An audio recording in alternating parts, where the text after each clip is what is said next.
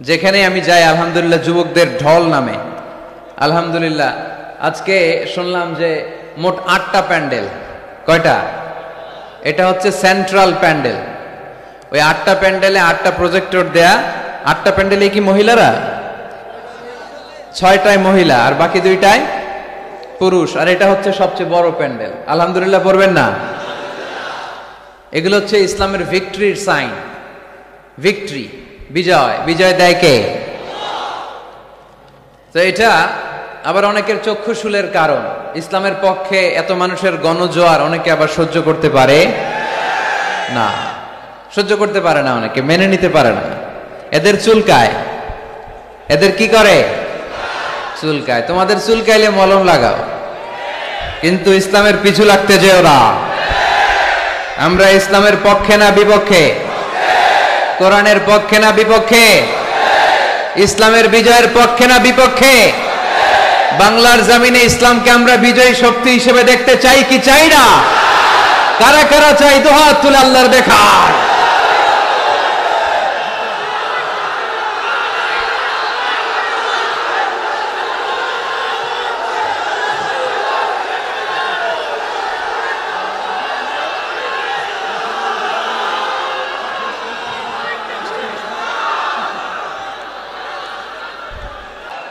মাশাআল্লাহ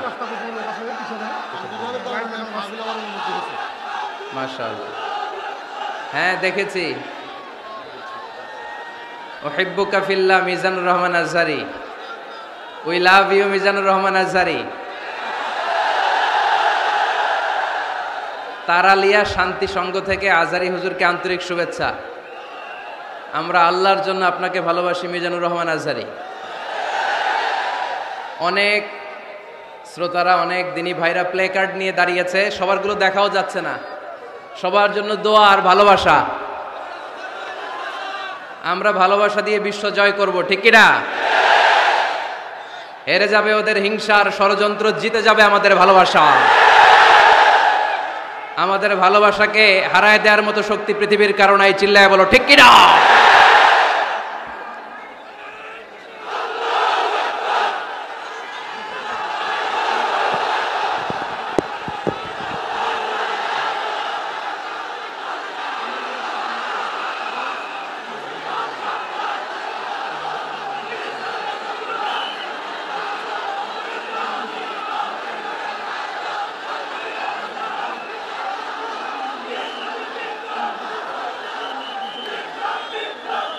মাশাআল্লাহ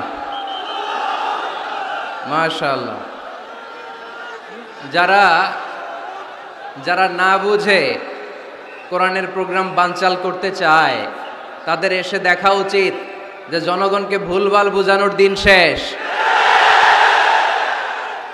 তাওহীদি জনতা এখন অনেক সচেতন। কোরআন প্রেমী তাওহীদি জনতা কোরআন আর সুন্নাহ এই দুইটাই বুঝে, এই দুইটা ছাড়া কিচ্ছু বোঝে না। এজন্য কোরআন আছে যেখানে আমরা আছি, সুন্নাহ আছে যেখানে আমরা আছি, ইসলাম আছে যেখানে আমরা আছি। এই গণজোয়ার এটা কোরআনের পক্ষের গণজোয়ার। এই গণজোয়ার এটা ইসলামের পক্ষের গণজোয়ার, ঠিক কিনা? আজকে এই ময়দান থেকে বিরিয়ানির প্যাকেট দেয়া হবে? দুনিয়াবি কোনো স্বার্থ পাওয়া যাবে? একজনকে খুশি করতে এসেছি, চিল্লায় বলতে হবে তিনি কে? এজন্য গণজোয়ার আটকানো যায় না। আপনারা বানের পানি যখন ছুটতে শুরু করে দেখছেন আপনারা? ওইটারে আটকানো যায়? আটকাইতে গেলে পানি খালি বাড়তে থাকে, ফুলে ফেপে উপরে উঠতে থাকে। এক সময় যারা বাদ দিতে আসে এদেরকে সব ভেঙে মেসাকার করে দেয়। আমরা যেন সবসময় কোরআনের পক্ষে থাকতে পারি। আল্লাহ তুমি তৌফিক দাও। আজকের মাহফিলটাকে আল্লাহ তুমি আমাদের নাজাতের ওসিলা বানাও। আওয়াজ করে উত্তর দেন, সকল প্রশংসার মালিক কে? সকল ক্ষমতার উৎস কে? কেউ যেটা পারে না পারে কে? কেউ যেটা দেখে না দেখে কে? কেউ যেটা শোনে না শোনে কে? সে আল্লাহর জন্য আওয়াজ করে আমরা পড়বো আলহামদুলিল্লাহ।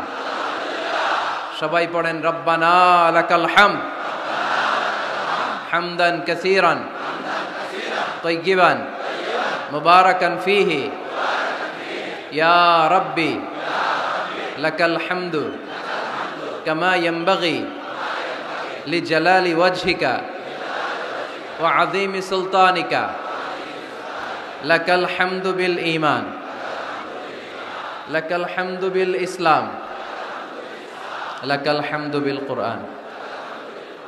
আমরা প্রশংসা করলাম কার? সব সময় প্রশংসা করব কার? আমরা যেন মনিবের, আমার রব্বে করিমের, আল্লাহ রব্বুল ইজ্জা ওয়াল জালালের প্রশংসা যেন বেশি বেশি করতে পারে। আল্লাহ তুমি তৌফিক দাও। আরো জোরে পড়েন আমিন। কয়টায় আসছেন? কয়টায়? সকাল 7টায়, কেউ 8টায়। এরা একেবারে 7টার দিকে আসছে। ভাড়া করে আনছেন না এদেরকে? হ্যাঁ, ভাড়া করে আনা হয়েছে নাকি? একজনকে খুশি করার জন্য আমরা আসি, চিল্লায় বলতে হবে তিনি কে? আল্লাহ। আমার যে ভাইগুলো এই কষ্ট করে সকাল থেকে বসে আছে, আমরা এই ভাইদের জন্য দোয়া করি আল্লাহ তাআলা আজকের এই মহামিলন মেলাকে কবুল করুক, এই প্রোগ্রামকে আমাদের নাজাতের ওসিলা বানাক। এখানে যেমনি একসাথে বসলাম, জান্নাতেও যেন একসাথে থাকতে পারে আল্লাহ তৌফিক দান করেন। সব যুবক, বেশিরভাগ যুবক, মাশাআল্লাহ মাশাআল্লাহ মাশাআল্লাহ। আমাদের হাতে সময় খুব কম, আওয়াজ করা যাবে না। এখন আমি আওয়াজ শুনতে পাচ্ছি, আওয়াজ করা যাবে না। দেখেছি, সবাইকে দেখেছি, মাশাআল্লাহ। হ্যাঁ দেখলাম, হ্যাঁ শুরুতেই হাত নাড়িয়ে শুভেচ্ছা জানিয়েছি, বারবার করা যাবে না। দেখলাম সবাইকে, থামতে হবে এবার। এত বড় গ্যাদারিং কিন্তু অল্পতেই থেমে গেছে। অন্যান্য জায়গায় অনেক চিৎকার চেঁচামেচি করতে হয়, আলহামদুলিল্লাহ একটা আওয়াজ হবে না।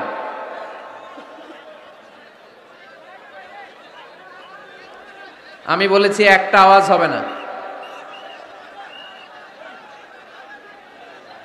ওই যে আমি একটা আওয়াজ হবে না বলছি, ওরা দুইটা আওয়াজ করতেছে। আওয়াজ করবেন না, না, নো সাউন্ড। আজকে আমরা সূরাতুল হুজরাত থেকে কথা শুনবো। কোন সূরা থেকে? হুজরাত। সবাই বলেন হুজরাত। হুজরাত শব্দটা হুজরা শব্দের প্লুরাল, অর্থ হচ্ছে কামরা। মসজিদে ইমাম সাহেবের হুজরা আছে না নাই? ইমাম সাহেবের কামরা আছে না?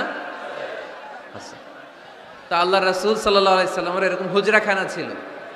এট এ টাইমে আল্লাহর হাবিব সাল্লাল্লাহু আলাইহি সাল্লামের 9টা হুজরাখানা ছিল, যেখানে 9 জন বিবি বসবাস করতেন। কিছু বেদুইন লোকজন এসে কেমন করে বিশ্বনবী সাল্লাল্লাহু আলাইহি ইসলামের সাথে আচরণ করতে হবে এটা জানতো না। তাদের মধ্যে সভ্যতা ভব্যতার ছোঁয়া স্পর্শ লাগেনি। পরে আমরা নিজেরা নিজেদেরকে যেমনে ডাকি, তারাও এসে বিশ্বনবীকে এভাবে ডাকা শুরু করলো। কারো নাম যদি হয় আব্দুল্লাহ, আব্দুল্লাহর বন্ধু তারা ডাকবে এই আব্দুল্লাহ।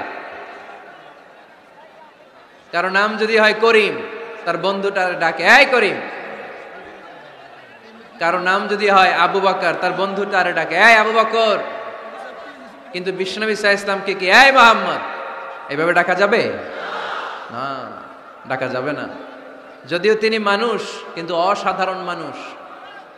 যদিও তিনি নবী, তিনি মহানবী, তিনি সব নবীদের নবী, ঠিক কিনা? As a father, as a teacher, as a commander, as a law giver, as a law maker, Muhammad is the superman of the world. সুবহানাল্লাহ পড়েন। আমার নবীর চাইতে শ্রেষ্ঠ কোনো মানুষ গোটা বিশ্বে দ্বিতীয়টা হতে পারে? আমার নবীর চাইতে the most trust worthy personality, বিশ্বস্ত মানুষ এই পৃথিবীতে হতে পারে? সে কোন বন্ধু বলো বড় বিশ্বস্ত, সে কোন বন্ধু বলো বেশি বিশ্বস্ত, কার কাছে মন খুলে দেয়া যায়, কার কাছে প্রাণ খুলে দেয়া যায়, হওয়া যায় অতি আশ্বস্ত, তার নাম আহমদ বড় বিশ্বস্ত। সুবহানাল্লাহ পড়েন। আল্লাহ শিখাতে চাইলেন, এই বেদুইন লোকেরা সাবধান, যাকে তোমরা ডাকছো তিনি সাধারণ মানুষ নন। তাকে ইয়া মুহাম্মদ উখরুজ ইলাইনা, এই মুহাম্মদ, এই ঘর থেকে বের হয়ে আসো, এমন করে বেয়াদবের মতো ডাকা যাবে। বিষ্ণু ঈসা ইসলামকে ডাকতে হবে ইয়া নবী আল্লাহ, ওনাকে ডাকতে হবে ইয়া রাসূল আল্লাহ, ওনাকে ডাকতে হবে ইয়া হাবিব আল্লাহ। ঠিক কিনা? শিষ্টাচার শিক্ষা দিলেন। আল্লাহ বুঝাতে চাইলেন, তোমরা যদি অপেক্ষা করতে অনেক ভালো হতো। ওয়ালাউ আন্নাহুম সাবারু হাত্তা তাখরুজা ইলাইহিম লাকানা খায়রাল লাহুম। আল্লাহর হাবিব সাল্লাল্লাহু আলাইহি ওয়াসাল্লাম দুপুরের খাবার খেয়ে গড়াগড়ি করছিলেন। আল কাইলুলা, টসিং এন্ড টার্নিং, এপাশ ওপাশ করা। শীতকালে দুপুরের খাবার খেয়ে বিছানায় শুইলে আরাম আছে না নাই? এটাকে কাইলুলা বলে। আল্লাহর হাবিব সাল্লাল্লাহু আলাইহি ওয়াসাল্লাম যখন কাইলুলা করছিল, ঠিক তখন লোকগুলো ডাকতে আরম্ভ করলো, ইয়া মুহাম্মদ উখরুজ ইলাইনা, এ মুহাম্মদ আসো। আল্লাহ বললেন, খবর দাও, আমার নবীকে এইভাবে ডাকা যাবে না, বরঞ্চ আমার নবীকে তোমরা ডাকবে ইয়া নবী আল্লাহ, ইয়া রাসূল আল্লাহ, ইয়া হাবিব আল্লাহ বলে। সুবহানাল্লাহ পড়েন। আল্লাহর হাবিব সাল্লাল্লাহু আলাইহি ওয়াসাল্লাম যতক্ষণ না বের হয়ে আসে তোমাদের অপেক্ষা করা উচিত, সবর করা উচিত। আমরা অনেক সময় সবর করি না। ব্যাপার কি? আওয়াজ আবার বাড়তেছে কেন? এদিকে মাইকম্যান কই? মাইকম্যান এদিকে আসো তো, মাইকম্যান এদিকে আসো, আমার কাছে আসো। ভাই আওয়াজ করবেন না, এই আওয়াজ থামাতে থামাতেই আমি চলে যাব। আলোচনা শেষ, আমি চলে যাব। উপরে উঠাও একটু, উপরে। এদিকে এদিকে। আমি একটা কথা শুরু করলে এখানে চিৎকার চেঁচামেচি, আমি থামাবো, আবার শুরু করলে এটা হয় না। অল্প কয়েক মিনিট, লম্বা চড়া বক্তব্যের সুযোগও নাই। এশার আজান হবে একটু পরে, একটু উপরে উঠাও। আমি চাই পিন পতন নীরবতা। আরেকটু আরেকটু, ব্যাস। আবার তো নিচে নেমে যাবে।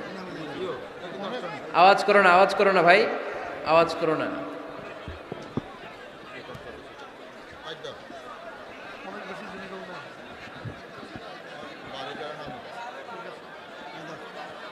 থামতে হবে, থামতে হবে। একজনও কথা বলবে না, একজনও না, নট এ সিঙ্গেল পারসন। হ্যাঁ ঠিক আছে, আবার কথা বলে। এটা ঠিক হয়ে গেছে, হ্যাঁ ঠিক আছে। তাহলে আমরা আমাদেরকে যেইভাবে ডাকি, আল্লাহর হাবিব সাল্লাল্লাহু আলাইহি ওয়াসাল্লামকে ওইভাবে ডাকা যায় না। আল্লাহ বললেন, খবরদার, তোমাদের উচিত ছিল অপেক্ষা করা, যতক্ষণ না আল্লাহর হাবিব সাল্লাল্লাহু আলাইহি ওয়াসাল্লাম বিশ্রাম শেষ করে বাইরে বেরিয়ে আসে। তাই কারো বাসায় গেলে অপেক্ষা করবেন যতক্ষণ না উনি আসে, আর যাওয়ার আগে অ্যাপয়েন্টমেন্ট নিয়ে যাবেন। আজকের প্রথম মেসেজ, কারোর সাথে দেখা করার আগে কি নিয়ে যাবেন? অ্যাপয়েন্টমেন্ট নিয়ে যেতে হবে। অনেকে খালি অস্থিরতা করে, চেয়ারম্যান সাহেবের বাড়িতে গেছে, সিগনেচার লাগবে, যেই অস্থির, আরে বেরোয় না কেন? চেয়ারম্যান সাহেব আসে না কেন? এতক্ষণ ধরে বসে আছে। এরকম বিরক্ত, খালি কমপ্লেইন করে, অভিযোগ করে, এরকম কিছু লোক আছে না নাই? খেয়াল রাখবেন, যারা ব্যর্থ, জীবনে ব্যর্থ, তারা সবসময় শুধু কমপ্লেইন করে, অভিযোগ। মানুষের কাছে অভিযোগ, আল্লাহর কাছে অভিযোগ, আমার এইটা নাই, ওইটা নাই, আল্লাহ আমার এইটা দাও নাই, ওইটা দাও নাই। আর সফল ব্যক্তিরা কখনো অভিযোগ করে না, খালি শুকরিয়া করে। ঠিক কিনা? Now the decision is yours, you want to be successful or unsuccessful. আপনি সফল হতে চান না ব্যর্থ হতে চান? তাহলে সফল হলে সবসময় পড়তে হবে আলহামদুলিল্লাহ। কি পড়বেন? হুজুরের সাথে দেখা করতে গেছে, যে এই হুজুর আসে না কেন, কতক্ষণ ধরে বসে আছে। আরে হুজুরও মানুষ, হুজুরও অসুস্থ হয়, হুজুরেরও ফ্যামিলি আছে, হুজুরের ঘুমানো লাগে, হুজুর রোবট না। আমাদের যখন অ্যাপয়েন্টমেন্ট নেয়, মেপে দেয়, হুজুর এই তো সহজ, আপনি এটা করে আসবেন, এরপরে হেলিকপ্টার রেডি, এরপরে ওইটাতে যাবেন, ওইখান থেকে হেলিকপ্টার রেডি। আমি রোবট, হুজুর কি রোবট? হুজুর তো মানুষ না। এগুলো করবেন না, ধৈর্য ধরতে শিখুন, একটু স্থির হন। স্টপ, অনেক হয়েছে, আন না। অস্থির জীবন আমরা চাই না। এই কোরআন আমাদেরকে অস্থির সময়ে স্বস্তির বাণী শোনায়, ঠিক কিনা? কিসের বাণী শোনায়? স্বস্তির বাণী। কোন সময়ে? অস্থির সময়ে স্বস্তির বাণী শোনায় কোরআন, ঠিক কিনা? এজন্য আজকের প্রথম মেসেজ হচ্ছে, কারো বাসায় গেলে পারমিশন নিতে হবে। দরজার সামনে যেয়ে আগে সালাম দিবেন 3 বার। কয়বার? অনুমতি চাইবেন, অনুমতি দিলে ঢুকবেন, অনুমতি না দিলে বের হয়ে চলে আসবেন। পারা যাবে?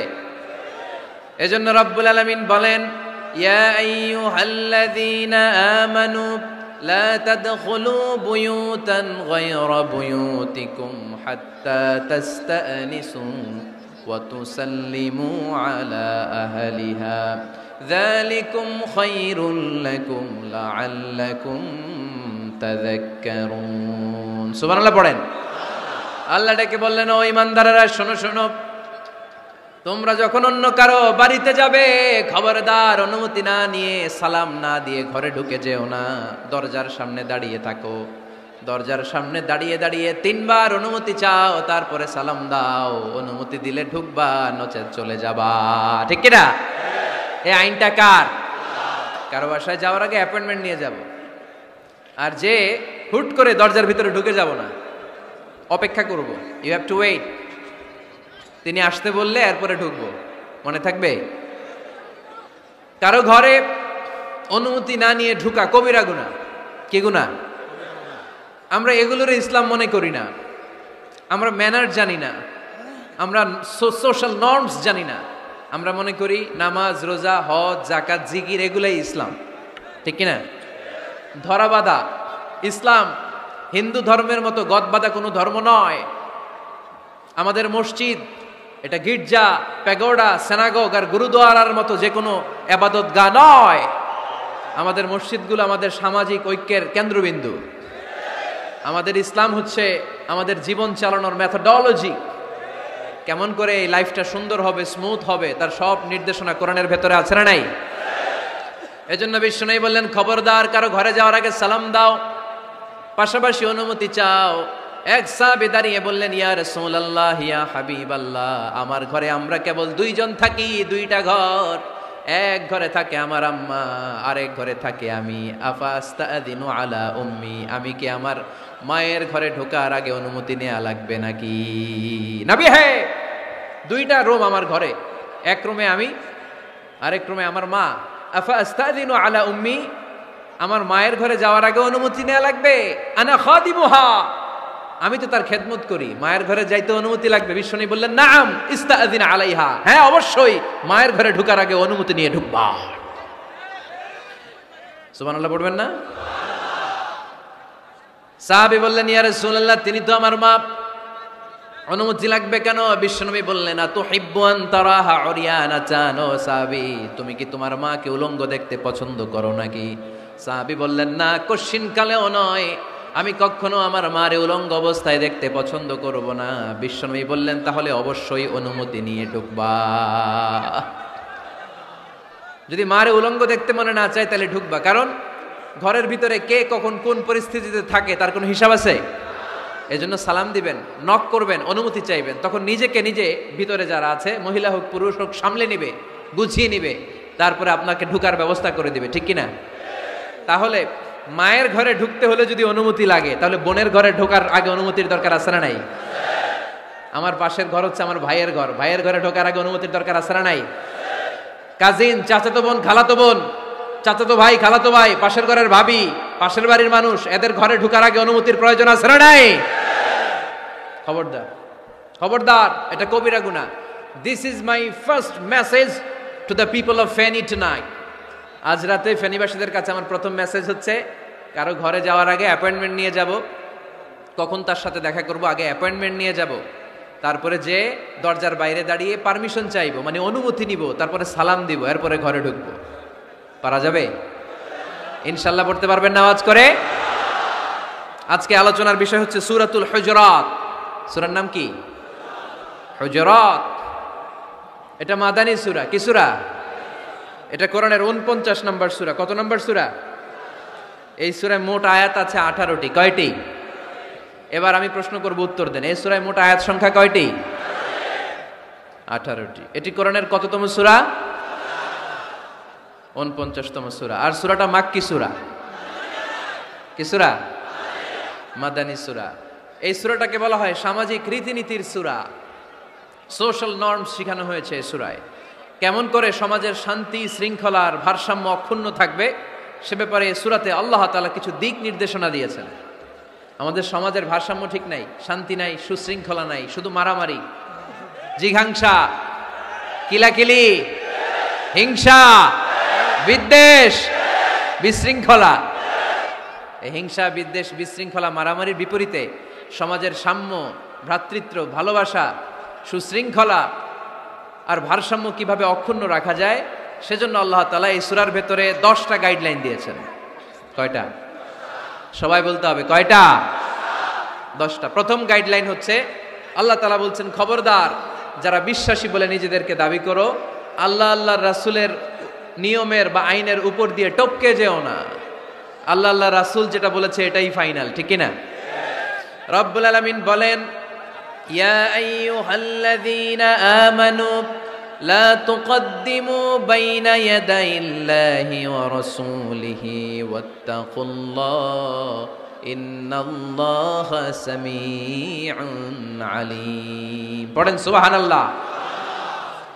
আল্লাহ বললেন, যারা বিশ্বাসী বলে দাবি করো, খবরদার আল্লাহর দেয়া বিধান আর আমার নবীর দেয়া বিধান, এই বিধানগুলাই ফাইনাল। এই ফাইনাল কথার পরে মুমিনের কোনো কথা থাকতে পারে? আল্লাহ যেটা বলেছে, আল্লাহ রাসূল যেটা বলেছে সেটাই ফাইনাল। আওয়াজ করে বলতে হবে, সেটা কি?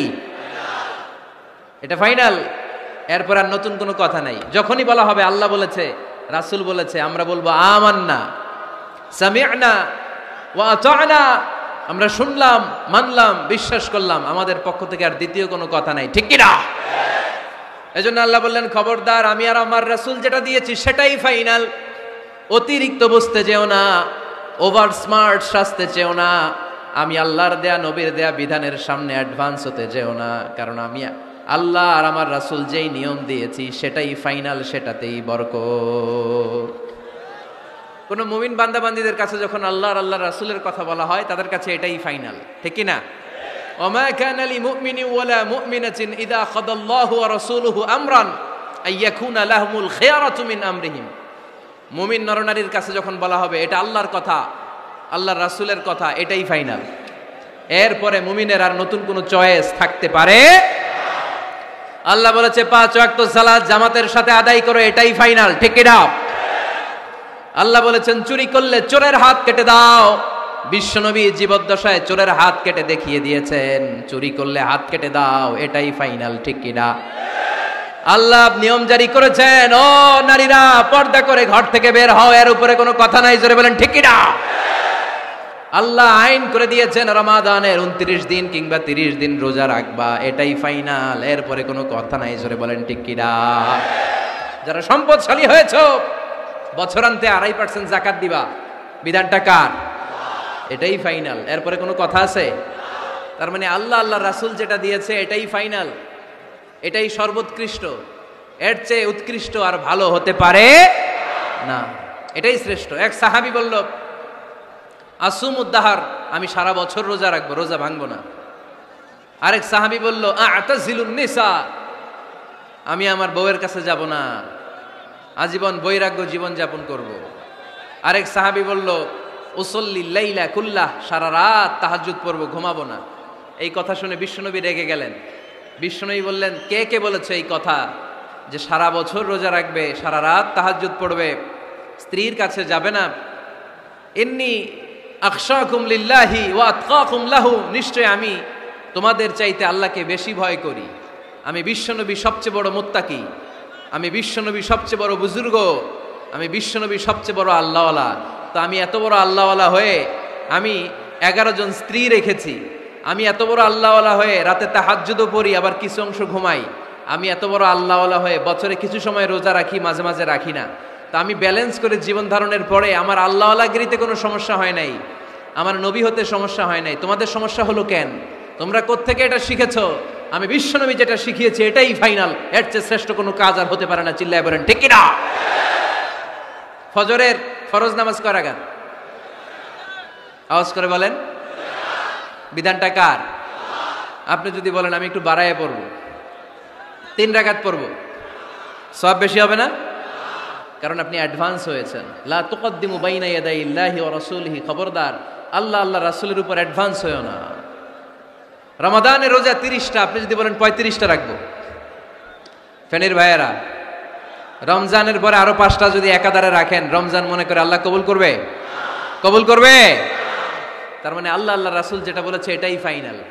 এর চেয়ে বেশি কিছু আর ইবাদত করা যাবে, এর চেয়ে শ্রেষ্ঠ ইবাদত হতে পারে না। বিষ্ণু ইসা ইসলাম বললেন, সারা রাত তাহাজ্জুদ পড়লে এটা শ্রেষ্ঠ ইবাদত নয়, বরং রাতের কিছু অংশ ঘুমাবা, কিছু অংশ তাহাজ্জুদ পড়বা।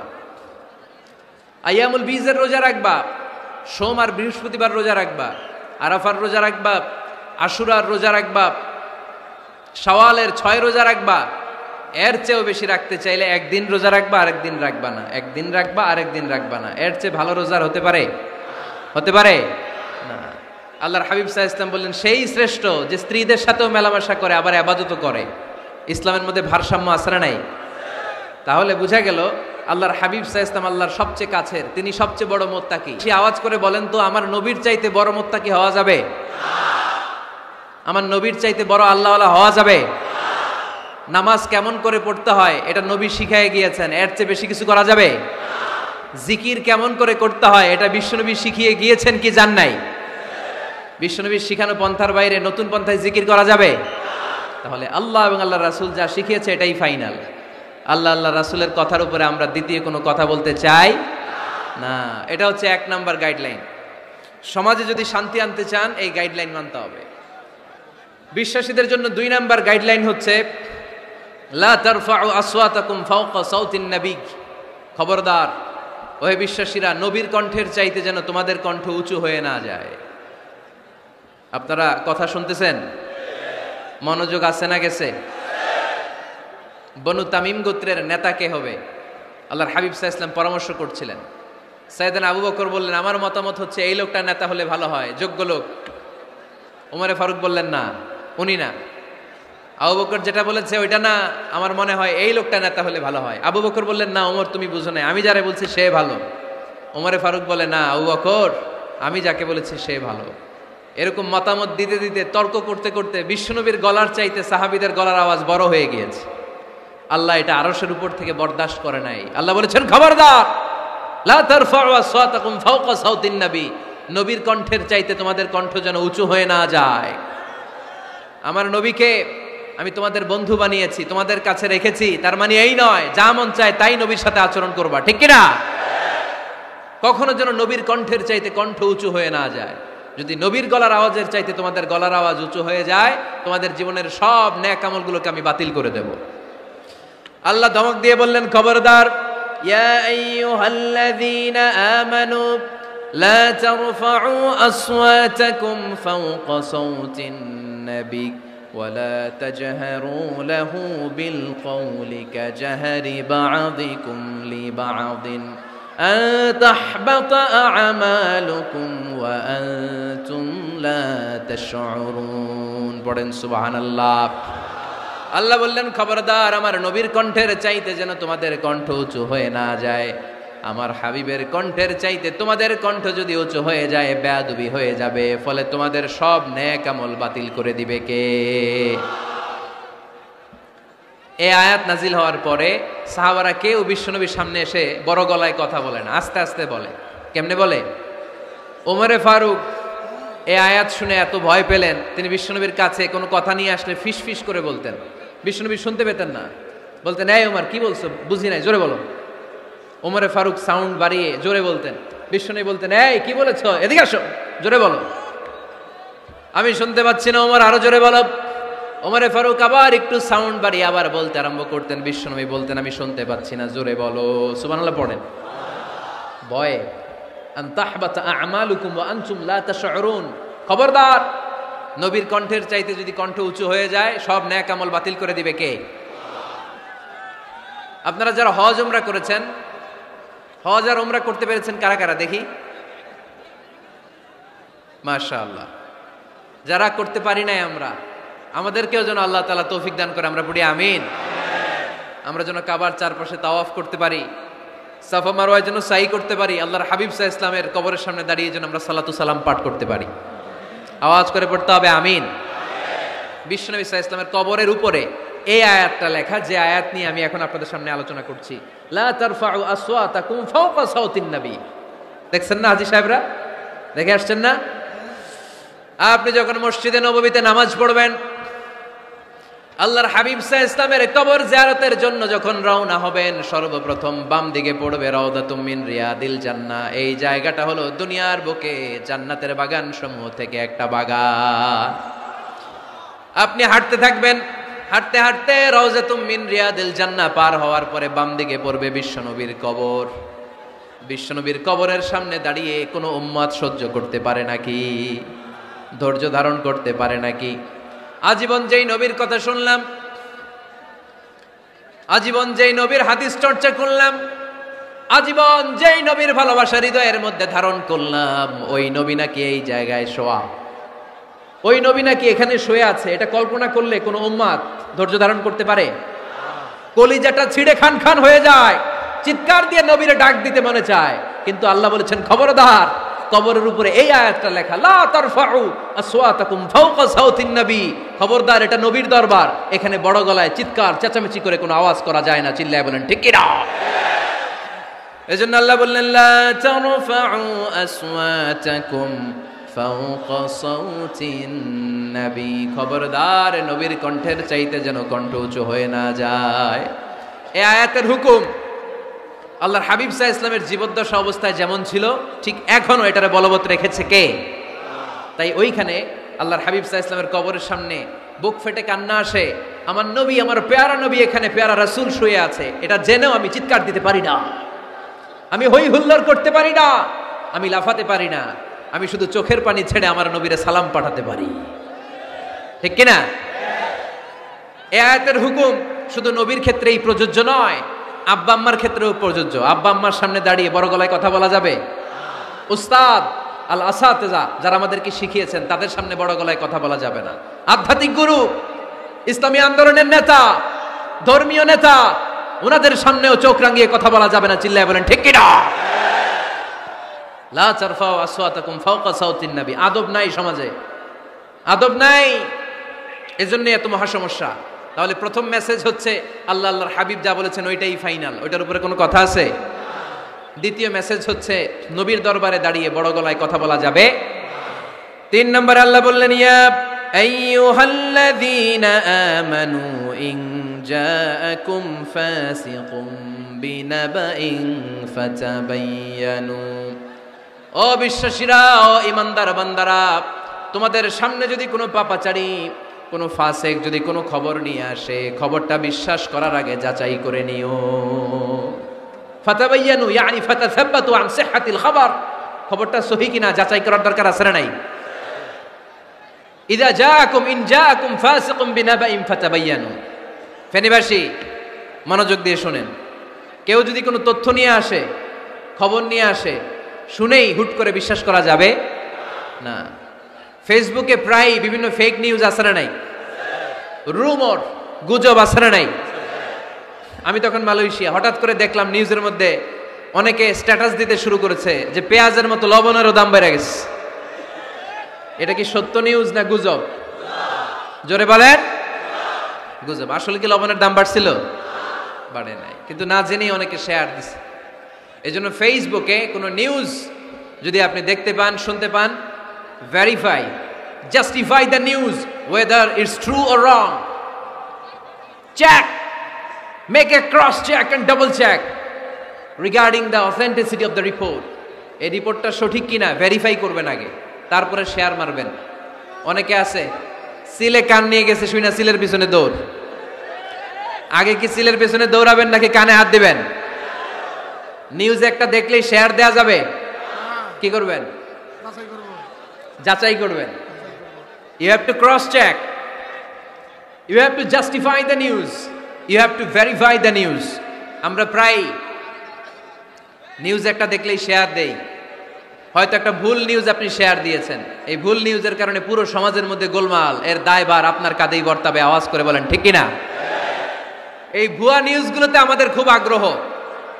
ফেসবুক নিজের মন মতো ব্যবহার করা যাবে না। প্রায় ফেসবুকে অনেক রুমর পাবেন, গুজব, অনেক স্ক্যান্ডাল। অমুক নেতার গোপন ভিডিও ফাঁস, তো অমুক নেতার গোপন ভিডিও ফাঁস, তোর কি হয়েছে? তোর সমস্যা কি? ওইটা তোর শেয়ার দেয়া লাগবে কেন? চিল্লায় বলেন ঠিক কিনা? মানুষের দোষ আমরা গোপন করতে পারি না। মান সাতারা মুসলিমান সাতারাহুল্লাহু ফিদ দুনিয়া ওয়াল আখিরাহ, যে অন্যের দোষ দেখে গোপন রাখে, তার দোষগুলো গোপন রাখবে কে? ওমান কাশাফা মুসলিমান কাশাফাহুল্লাহু ফিদ দুনিয়া ওয়াল আখিরাহ, যে অন্যের গোপন বিষয় প্রকাশ করে দেয়, ওর গোমরও কিয়ামতের ময়দানে ফাঁস করে দিবে কে? আপনি 10 জনের সামনে অন্যের গোপন বিষয় ফাঁস করবেন, আল্লাহ লাখো মানুষের সামনে আপনার ল্যাংটা করে ছেড়ে দিবে, লক্ষ মানুষের সামনে আপনার গোমর ফাঁস করে দিবে। এজন্য খবরদার, অন্যের পিছনে লেগে থাকেন না, অন্যের দোষ খুঁজেন না, দোষ খুঁজবেন নিজের। ইন জাআকুম ফাসিকুম বিনাবাইন ফাতাবায়ান। মুমিন কোন তথ্য, কোন সংবাদ, কোন রিপোর্ট কিংবা নিউজ শুনলেই বিশ্বাস করে না। মুমিন আগে এটাকে যাচাই করে, বাছাই করে, জাস্টিফাই করে, ভেরিফাই করে, তারপরে সে বিশ্বাস করে, ঠিক কি না?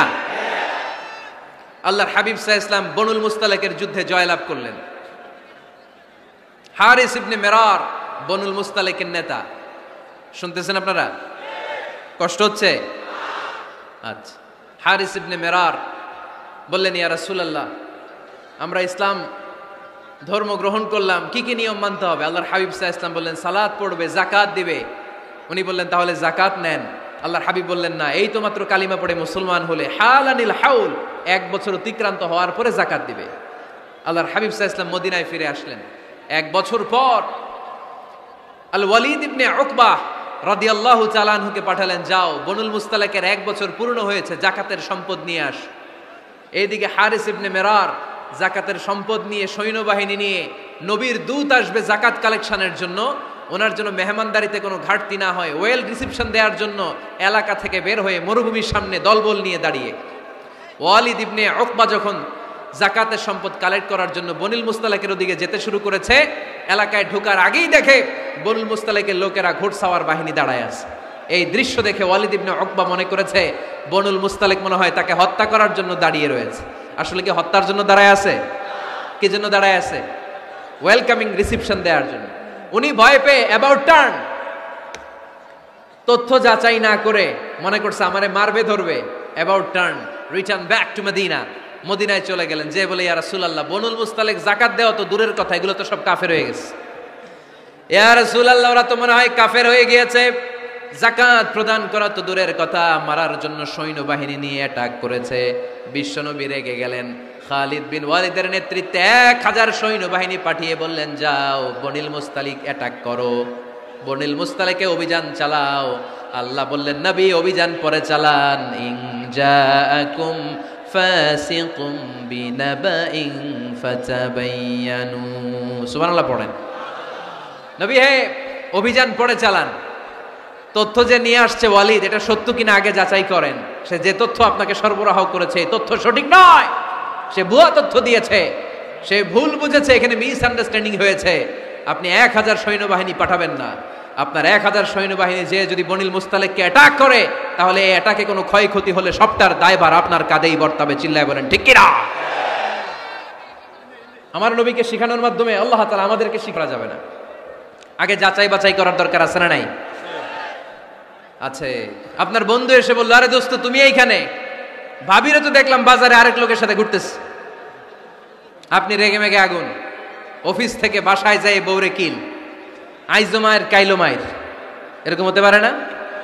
আপনার বন্ধু হয়তো আপনার ওয়াইফের মতো আরেকজন মহিলাকে দেখেছে, এটা হতে পারে কি পারে না? আপনার ওয়াইফকে জিজ্ঞেস করেন নাই, ক্রস চেক করেন নাই, না করে আপনি ঝগড়া মারামারি শুরু করে দিয়েছেন। এই ছোট্ট ঝগড়া থেকে বিচ্ছেদের দিকে, ডিভোর্সের দিকেও যেতে পারে, এরকম আছে না নাই? এরকম অনেক ভুরি ভুরি কেস আমাদের কাছে আছে। নিউজ যাচাই না করে, গুজব আর রুমর যাচাই না করে সিদ্ধান্ত নিয়েছে, পরে মাথার মধ্যে চাপড়ায়, নিজের কপালে নিজে চাপড়ায়, এরকম আছে না নাই? তাহলে আল্লাহ তাআলার দেয়া 3 নাম্বার গাইডলাইন হচ্ছে, কোনো তথ্য শুনেই বিশ্বাস করা যাবে না, আগে যাচাই করতে হবে। আওয়াজ করে বলেন, আগে কি করতে হবে? যাচাই করতে হবে। যাচাই বাছাই ছাড়া আজ থেকে ফেসবুকে আমরা আর কোনো নিউজ শেয়ার দিব? দিবেন? মনে থাকবে? আরে এগুলাই তো জরুরি ওয়াজ। কবরের ওয়াজ তো অনেক শুনছি, জান্নাত জাহান্নামের ভয় আর জান্নাতের নাজ নেয়ামত তো অনেক শুনেছি। সমাজটারে শান্তিপূর্ণ, ভারসাম্যপূর্ণ করার দরকার আছে না নাই? খবর শুনে আমরা বিশ্বাস করি, যাচাই না করে আমরা বলে বেড়াই না। যাচাই না করে, নিশ্চিত না হয়ে আজ থেকে কোন নিউজ আমরা ফেসবুকে শেয়ার দিব না। 4 নম্বরে আল্লাহ বললেন, 4 নম্বর গাইডলাইন আল্লাহ দিলেন, ইয়া আইয়ুহাল্লাযীনা আমানু লা ইয়াসখার কওমুম মিন কওম, খবরদার আমার বিশ্বাসী বান্দারা, আমার ইমানদার বান্দারা কেউ কোনোদিন কাউরে ঠাট্টা বিদ্রূপ করে না। সুবহানাল্লাহ পড়েন। মুমিন বান্দা কাউকে ঠাট্টা করতে পারে, বিদ্রূপ করতে পারে না। আমাদের জিহ্বা আছে বলে আমরা যা ইচ্ছা তাই বলতে পারি, কথা বলেন না কেন? আমাদের কান আছে বলে কান দিয়ে আমরা যা মনে চাই তাই শুনতে পারি। যেন কানে শুনি সদা তোমার কালাম, এ খোদা চোখে যেন দেখি শুধু কোরআনের আয়াত, শোনো আমার মুনাজাত, শোনো শোনো ইয়া ইলাহি আমার মুনাজাত, শোনো আমার মুনাজাত। সবাই আওয়াজ করে পড়েন আমিন। লা ইয়াসখার কওমুন মিন কওম, মুমিন বান্দা কখনো অন্য কাউকে ঠাট্টা করবে না। আমার কোনো ভাই মনে কষ্ট পায়, এরকম কোনো ঠাট্টা বিদ্রূপ খোঁচা মেরে পোক মেরে কথা বলা যাবে না। এটা তার চেহারা নিয়ে না, তার পেশা নিয়ে না, তার বংশ নিয়ে না, তার পরিবার নিয়ে না। তার বাবা চুরি করেছে, আমি কি বলতে পারবো তুই চোরের ঘরের চোর? বলে কি বলে না? কেউ একটু মোটা হইলে কয় তুই মোটুর ঘরের মোটু, চোখে কম দেখলে কেউ তুই কানার ঘরের কানা। আছে না নাই? না না, স্টপ, থামেন, অনেক হয়েছে, আর না, এগুলো বলা যাবে না। কারো আকৃতি নিয়ে খোটা দেয়া, ঠাট্টা করা, এটা স্বয়ং আল্লাহর সাথে ঠাট্টা করার শামিল, ঠিক কিনা? কারো নাক যদি ছোট হয়, এর কয় বোচা, তোর নাক বোচা। ফেনীতে আপনারা কি বলেন? হ্যাঁ, তো এই যে যার নাক বোচা হয়েছে, ও কি নিজে বানাইছে? যার নাক খাড়া, এটা বানাইছে কে? যে কালো, বানাইছে কে? সাদা শুভ্র, বানাইছে কে? তার মানে কারো আকৃতি নিয়ে যদি আপনি ঠাট্টা করেন, স্বয়ং আল্লাহর সাথে ঠাট্টা করলেন। কারণ কেউ কারো চেহারা বানানোর দায়িত্ব পায় নাই। মাতৃ গর্ভে থাকতেই আমাদের চেহারার আকৃতিগুলো দান করেছে কে? হুয়াল্লাযী ইউসাউইরুকুম ফিল আরহামি কাইফা ইয়াশা, লা ইলাহা ইল্লা হুয়াল আজিজুল হাকীম। তিনি এমন সত্তা, তোমরা যখন তোমাদের মায়ের পেটের ভেতরে ছোট্ট একটা ভ্রূণ কণা ছিলা, তখনই তোমাদের চেহারার আকৃতি দিয়েছে কে? মায়ের পেটে থাকতেই কে ছেলে হবে, কে মেয়ে হবে, কে সুশ্রী হবে, কে শ্যামলা হবে, কার নাক লম্বা হবে, কারটা খাটো হবে, এগুলো ফিক্স করে রেখেছে কে? এজন্য কখনো কারো চেহারা, কারো আকৃতি নিয়ে ঠাট্টা বিদ্রূপ করা যাবে না। কারণ এই চেহারা আমরা বানাই নাই, বানাইছে কে? প্রত্যেককে যদি আল্লাহ তাআলা প্রত্যেকের নিজের চেহারা ডিজাইন দেওয়ার সুযোগ দিত, তাহলে আমরা আমাদের চেহারা কি এরকম বানাইতাম? কি করতাম? আপনাকে যদি আপনার চেহারা তৈরি করার ডিজাইন আল্লাহ দিত, যে তুমি যেমন মনে চাই নিজের চেহারাটার ডিজাইন দাও, কেমন বানাতেন নিজেকে? কথা বলেন, কয়েকজন বলেন না? হ্যাঁ, সবচাইতে সুন্দর করে আমি আমার অবয়বটাকে তৈরি করতাম। কোন নারীকে যদি তার চেহারার ডিজাইন তৈরি করার সুযোগ আল্লাহ দিতেন, সে নারী তাকে বিশ্ব সুন্দরী করে তৈরি করত, ঠিক কিনা? এটা আল্লাহ আমাদেরকে দেয় নাই, এটা আল্লাহ তাআলা নিজ হাতে রেখেছে, নিজে করেছে। তাই কারো আকৃতি নিয়ে ব্যঙ্গ করলে স্বয়ং আল্লাহর সাথে ব্যঙ্গ করার শামিল। চিল্লায় বলেন ঠিক কিনা? সাইয়েদনা ইবনে মাসউদ রাদিয়াল্লাহু তাআলা আনহুর পায়ের নলা ছিল চিকন। হাদিসে এসেছে দাকিকুস সাকাইন, ওনার পা দুইটা ছিল চিকন। খেজুর পাড়ার জন্য ইবনে মাসউদ রাদিয়াল্লাহু তাআলা আনহু যখন খেজুর গাছে উঠলেন, সাহাবারা সাইয়েদনা ইবনে মাসউদের পা দেখে হাসাহাসি শুরু করে দিল। বিশ্বনবী বললেন, খবরদার খবরদার, ইবনে মাসউদের চিকন পা দেখে তোমরা হেসো না। ইবনে মাসউদের চিকন পা দেখে তোমরা হাসো। কিয়ামতের ময়দানে ইবনে মাসউদের এই চিকন পা গুলো যদি মিজানের পাল্লায় রেখে দেওয়া হয়, এই পা দুইটার ওজন উহুদ পাহাড়ের চেয়ে ওজনওয়ালা হয়ে যাবে। এজন্য খবরদার, জিহ্বা আছে বলে যে কোনো কমেন্ট করবেন না। এই আবার কি হইছে দেখ, আওয়াজ কেন? হ্যাঁ, আর কি দেখবেন? এখনই তো বিদায় নেব আমি, চুপ করেন না, এবার থামেন। জিহ্বা আছে বলেই যে কোনো ধরনের মন্তব্য করা যাবে না। আল্লাহর হাবিব সাল্লাল্লাহু আলাইহি ওয়াসাল্লাম বলেছেন, মাইয়াদমান লি মা বাইনা লিহিয়াইহি ওমা বাইনা রিজলাইহি আদমান লাহুল জান্নাহ। ও আমার উম্মতেরা, তোমাদের মধ্য থেকে কেউ যদি আমাকে 2টা অঙ্গের গ্যারান্টি দেয়, কয়টা অঙ্গের? সবাই বলতে হবে কয়টা? আমার কোন উম্মত যদি আমাকে 2টা অঙ্গের গ্যারান্টি দেয় যে তারা এই 2 অঙ্গের পাপ করবে না, আমি তাদেরকে জান্নাতের গ্যারান্টি দেই। 1 নম্বরে মা বাইনা লিহিয়াইহি, 2 চোয়ালের মাঝখানে যা থাকে মানে জিহ্বা। আমার কোন উম্মত যদি আমারে গ্যারান্টি দেয় জিহ্বা দিয়ে কোনো মিথ্যা বলবে না, কাউরে বাজে কথা বলবে না, ঠাট্টা বিদ্রূপ করবে না, জিহ্বা দিয়ে যে এই পাপ কাজগুলো হয় এগুলো করবে না, আর 2 রানের মাঝখানে যে অংশ আছে লজ্জাস্থান, এই 2টা অঙ্গের গ্যারান্টি যদি আমার কোন উম্মত আমারে দেয়, আমি আমার ওই উম্মতকে জান্নাতের গ্যারান্টি দিয়ে দেব। খবরদার ফেনীবাসী, খবরদার। মন চাইলেই যা মনে চাই মুখ দিয়ে বলা যাবে। আমার রাসূল সাল্লাল্লাহু আলাইহি ইসলামের 11 জন স্ত্রী, এর মধ্যে একজন স্ত্রী ছিলেন একটু স্থূল আকৃতির, মানে মোটা। কি ছিলেন জানেন? ওই স্ত্রীর নাম কি? সফিয়া। কি নাম? সফিয়া বিনতে হুয়াই ইবনে আখতাব। উনি আল্লাহর হাবিব সাল্লাল্লাহু আলাইহি ইসলামের সব স্ত্রীদের মধ্য থেকে একটু স্থূলকার ছিলেন, একটু ফেটি ছিলেন, মোটা ছিলেন। আম্মাজান আয়েশা একবার ওনার প্রতি রেগে আল্লাহ রাসূল সাল্লাল্লাহু আলাইহি ইসলামের কাছে বিচার দিলেন যে আপনার মুটি বউ, মুটকি বউ। আল্লাহর হাবিব সাল্লাল্লাহু আলাইহি ইসলাম এই কথা শুনে রেগে গেলেন। আয়েশা, এটা তুমি কি বললা? তুমি সফিয়ারে মুটি বলে গালি দিলা। লাকাদ কুলতিলা কালিমাতান লাউ মুজিজাতু লা মাসাজাতিল বাহর। আয়েশা, তুমি এমন একটা কথা সফিয়ার শানে বলেছো, এই কথাটাকে যদি সাগরের মধ্যে ঢেলে দেওয়া হয়, এই কথাটার তিক্ততা আর পঙ্কিলতা পুরো সাগরের নীল পানিকে মুহূর্তে কালো করে দিবে। এজন্য খবরদার, জিহ্বা সামলান। সাহাবারা রাদিয়াল্লাহু তাআলা আনহু আজমাইন, ওনারা জিহ্বা ধরে মাঝে মাঝে জিহ্বার মধ্যে বাড়ি দিতেন আর কাঁদতেন আর বলতেন, জিহ্বা, তোর কারণে কিয়ামতের দিন আমরা আল্লাহর কাছে ধরা খেয়ে যাব। মুমিন চাইলেই এই মুখ দিয়ে যা মনে চায় বলতে পারে। তাহলে 4 নাম্বার গাইডলাইন হচ্ছে লা ইয়াসখার কওমুন মিন কওম, কোন বিশ্বাসী বান্দা কখনো অন্য বিশ্বাসী বান্দাকে ঠাট্টা বিদ্রূপ করতে পারবে।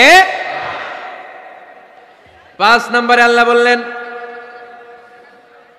ওয়ালা তালমিজু আনফুসাকুম, খবরদার অন্যের দোষ খুঁজবা না। ও আমার বিশ্বাসী বান্দারা, নিজের দোষ খোঁজো, অন্যের দোষ খোঁজো না। দেখেন সমাজটারে শান্তিপূর্ণ বানানোর জন্য আল্লাহর পক্ষ থেকে কি সুন্দর মোরাল এন্ড এথিক্যাল ইনস্ট্রাকশনস, কি চমৎকার গাইডলাইন। অন্যকে ঠাট্টা করো না। ওয়ালা তালমিজু আনফুসাকুম, নেভার ডিফেম ইচ আদার, একে অপরের দোষ খোঁজো না, নিজের দোষ খোঁজো। কার দোষ খুঁজবেন? আরো জোরে বলতে হবে, কার দোষ খুঁজবেন? অন্যের দোষ খোঁজা যাবে? কিছু লোক আছে দেখবেন সারা দিন চায়ের দোকানে বসে এই বাড়িতে এই সমস্যা, ওই বাড়িতে এই সমস্যা, ওই বাড়িতে এই সমস্যা, তোর বাড়িতে কি সমস্যা? কিছু লোক আছে এই হুজুরের এইটা খারাপ, এই হুজুরের ওইটা ভালো না, এইটা খারাপ, এইটা সমস্যা, এটা সমস্যা, তোর কি সমস্যা? তোর সমস্যা তুই খুঁজে বের কর, নিজের সমস্যা খুঁজে বের কর। যে নিজে নিজের সমালোচনা করতে পারে সেই সর্বাপেক্ষা বুদ্ধিমান। এজন্য খবরদার আমার কলিজার টুকরা যুবক ভাইয়েরা, কখনো কাউকে ব্যঙ্গ করে, বিদ্রূপ করে, ছোট করে কোনো মন্তব্য করা যাবে না। কখনো অন্যের দোষ খোঁজা যাবে না। দোষ আমরা খুঁজবো, নিজের দোষ, ঠিক কিনা? দোষ আমরা খুঁজবো, কার দোষ? চিল্লায় বলতে হবে, কার দোষ? নিজের দোষ খুঁজতে হবে। যারা নিচু মনের মানুষ, এরা মানুষের দোষ নিয়ে কথা বলে। Small people talk about people, average people talk about things and stories, and great people talk about ideas. যারা নিচু মনের মানুষ, এরা মানুষের দোষ নিয়ে কথা বলে। যারা মাঝারি ধরনের মানুষ, এরা এলাকার ঘটনা বিভিন্ন বিষয় নিয়ে কথা বলে। আর যারা বড় মনের মানুষ, এরা আইডিয়া নিয়ে কথা বলে। তারা তাদের আইডিয়াকে কাজে লাগিয়ে সমাজটারে পাল্টে দিতে চায়। যুগ জামানা পাল্টে দিতে চাই না অনেকজন, এক মানুষই আনতে পারে জাতির জাগরণ। এক মানুষই বিপদকালে বাঁচায় কাফেলায়, ক্ষুদ্র ডিঙ্গি বাঁচায় জাহাজ অসীম দরিয়ায়। এজন্য নিজেকে শুধরাতে হবে। ওয়ালা তালমিজু আনফুসাকুম, অন্যের দোষ খোঁজো না, নিজের দোষ খোঁজো। তাহলে ফেনীবাসীরা, এই হোক আমাদের স্লোগান, আমরা নিজেদের দোষ খুঁজবো বেশি, অন্য কারো দোষ কখনো খুঁজবো না। আপনি নিজে ঠিক হয়ে যান, দুনিয়া এমনি ঠিক হয়ে যাবে। নিজে ঠিক, তো দুনিয়া ঠিক, নিজেকে শুধরান। অন্যের দোষ দেখে তো আমার লাভ নাই, ও কি করছে এটা ও জবাব দিবে, আমি কি করেছি আল্লাহর সুপ্রিম কোর্টের কাঠগড়ায় সেদিন আমাকে জবাব দিতে হবে। চিল্লায় বলো ঠিক কিনা? এজন্য অন্যের দোষ যেন আমরা না খুঁজি, নিজেকে যেন পরিবর্তন করি। পরিবর্তন করতে রাজি আছি তো সবাই? পরিবর্তনের অগ্রনায়ক হতে রাজি আছি তো সবাই? সিদ্ধান্ত নিতে হবে, শক্ত সিদ্ধান্ত। দাঁড়াতে হবে, সৈনিকের মতো দাঁড়াতে হবে, ঠিক কিনা? আধারে ভয় পেও না, আলো আছে আড়ালে, অন্ধকার পালিয়ে যাবে তুমি উঠে দাঁড়ালে। নিজেকে দাঁড়াতে হবে, নিজের সাথে নিজের শক্ত বোঝাপড়া করতে হবে। অন্যের দোষ খোঁজার সময় আমাদের নাই। চিল্লায় বলো ঠিক কিনা? দোষ খোঁজা যাবে না, নিজের দোষ নিজের আমরা খুঁজবো। বসেন বসেন। কি ঢুকছে এখানে? হ্যাঁ, কারেন্টের শক করছে। সাপ, সাপ আওয়াজ শুনতে আসে।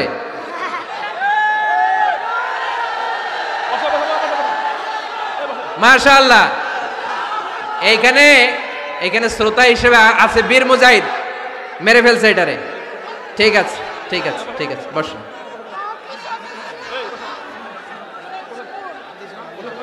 এখনো কথা বাকি, বসেন। একটা আওয়াজ হবে না, একটা আওয়াজ হবে না। আবার আওয়াজ হয় এখানে।